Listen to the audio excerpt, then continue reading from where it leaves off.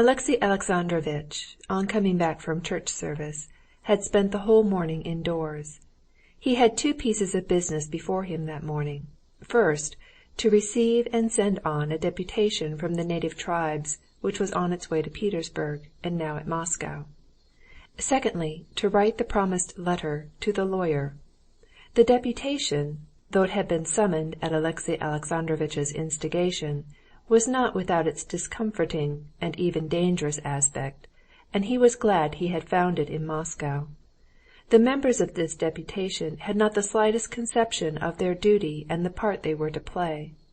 They naively believed that it was their business to lay before the commission their needs and the actual condition of things, and to ask assistance of the government, and utterly failed to grasp that some of their statements and requests supported the contention of the enemy's side, and so spoiled the whole business.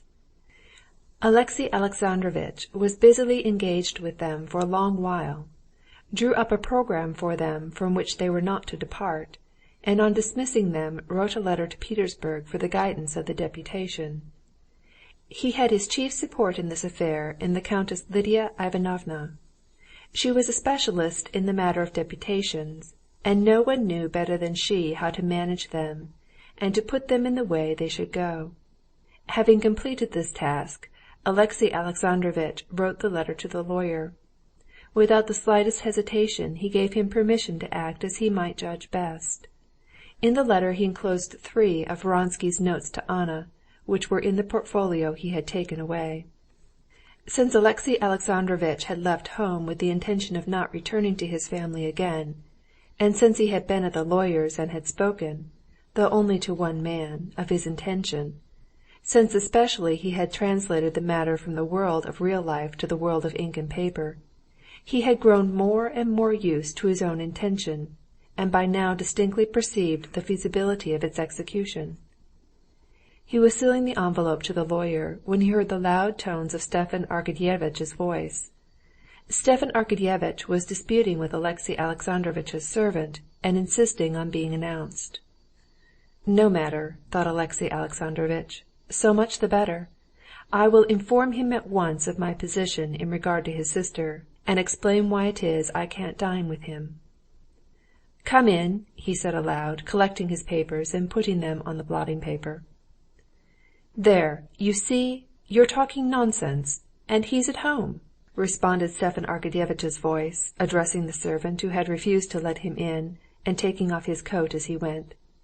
Oblonsky walked into the room. "Well, I'm awfully glad I found you, so I hope—" Stepan Arkadyevitch began cheerfully. "I cannot come," Alexey Alexandrovitch said coldly, standing and not asking his visitor to sit down. Alexey Alexandrovitch had thought to pass at once into those frigid relations in which he ought to stand with the brother of a wife against whom he was beginning a suit for divorce. But he had not taken into account the ocean of kindliness brimming over in the heart of Stepan Arkadyevitch. Stepan Arkadyevitch opened wide his clear, shining eyes. "Why can't you? What do you mean?" he asked in perplexity, speaking in French. "Oh, but it's a promise, and we're all counting on you." "I want to tell you that I can't dine at your house, because the terms of relationship which have existed between us must cease." "How? How do you mean? What for?" said Stepan Arkadyevitch with a smile. "Because I am beginning an action for divorce against your sister, my wife. I ought to have—" But before Alexey Alexandrovitch had time to finish his sentence, Stepan Arkadyevitch was behaving not at all as he had expected. He groaned and sank into an armchair. "No, Alexey Alexandrovitch, what are you saying?" cried Oblonsky, and his suffering was apparent in his face. "It is so." "Excuse me, I can't believe it." Alexey Alexandrovitch sat down, feeling that his words had not had the effect he anticipated, and that it would be unavoidable for him to explain his position, and that, whatever explanations he might make, his relations with his brother-in-law would remain unchanged. "Yes, I am brought to the painful necessity of seeking divorce," he said. I will say one thing, Alexey Alexandrovitch. I know you for an excellent, upright man. I know Anna. Excuse me, I can't change my opinion of her. For a good and excellent woman. And so, excuse me, I cannot believe it. There is some misunderstanding," said he. "Oh, if it were merely a misunderstanding!" "Pardon, I understand," interposed Stepan Arkadyevitch. "But of course, one thing, you must not act in haste. You must not act in haste." "I am not acting in haste," Alexey Alexandrovitch said coldly.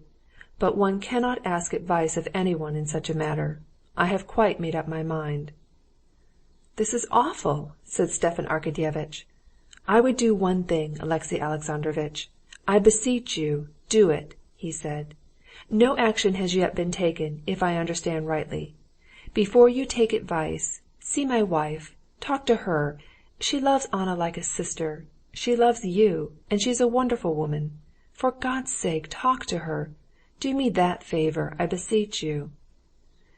Alexey Alexandrovitch pondered, and Stepan Arkadyevitch looked at him sympathetically, without interrupting his silence. "You will go to see her?" "I don't know. That was just why I have not been to see you. I imagine our relations must change." "Why so? I don't see that. Allow me to believe that apart from our connection you have for me, at least in part, the same friendly feeling I have always had for you, and sincere esteem," said Stepan Arkadyevitch, pressing his hand. "Even if your worst suppositions were correct, I don't, and never would, take on myself to judge either side, and I see no reason why our relations should be affected. But now, do this. Come and see my wife." "Well, we look at the matter differently," said Alexey Alexandrovitch coldly. "However, we won't discuss it." "No. Why shouldn't you come today to dine anyway? My wife's expecting you. Please, do come. And, above all, talk it over with her. She's a wonderful woman. For God's sake, on my knees, I implore you." "If you so much wish it, I will come," said Alexey Alexandrovitch, sighing. And, anxious to change the conversation, he inquired about what interested them both, the new head of Stepan Arkadyevitch's department, a man not yet old, who had suddenly been promoted to so high a position. Alexey Alexandrovitch had previously felt no liking for Count Anitchkin, and had always differed from him in his opinions. But now, from a feeling readily comprehensible to officials, that hatred felt by one who had suffered a defeat in the service for one who has received a promotion, he could not endure him. "Well, have you seen him?" said Alexey Alexandrovitch with a malignant smile. "Of course. He was at our sitting yesterday. He seems to know his work capitally, and to be very energetic." "Yes, but what is his energy directed to?" said Alexey Alexandrovitch. "Is he aiming at doing anything, or simply undoing what's been done? It's the great misfortune of our government, this paper administration, of which he's a worthy representative." "Really, I don't know what fault one could find with him. His policy I don't know, but one thing, he's a very nice fellow," answered Stepan Arkadyevitch. "I've just been seeing him, and he's really a capital fellow. We lunched together, and I taught him how to make, you know that drink, wine and oranges. It's so cooling. And it's a wonder he didn't know it. He liked it awfully. No, really, he's a capital fellow." Stepan Arkadyevitch glanced at his watch. "Why, good heavens! It's 4 already, and I've still to go to the Dolgovushins'. So please come round to dinner. You can't imagine how you will grieve my wife and me." The way in which Alexey Alexandrovitch saw his brother-in-law out was very different from the manner in which he had met him. "I've promised, and I'll come," he answered wearily. "Believe me, I appreciate it, and I hope you won't regret it," answered Stepan Arkadyevitch, smiling. And, putting on his coat as he went, he patted the footman on the head, chuckled, and went out. "At 5 o'clock, and not in evening dress, please," he shouted once more, turning at the door. Chapter 9.